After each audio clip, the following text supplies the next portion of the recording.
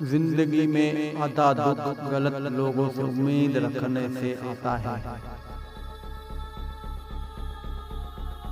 सख्त रवैये बात तो मनवा लेते हैं, मगर दिलों में फासले बढ़ जाते हैं।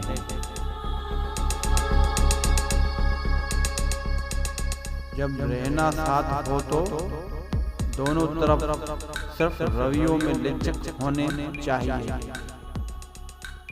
कुछ मनवा लिया जाए और कुछ मान लिया जाए,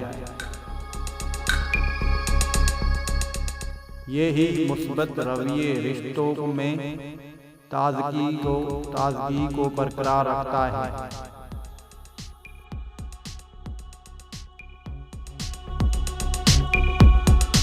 क्योंकि जहाँ अन्ना हो वहाँ सिर्फ पछतावा और तलखियाँ होती हैं।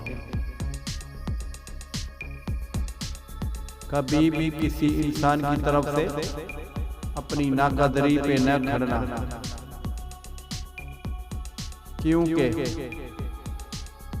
क्योंकि कदरों कीमत का तौहीन हमेशा वक्त करता है। दर्जात का तौहीन ऊपर तय होता है। दर्जात का तौहीन ऊपर तय होता है।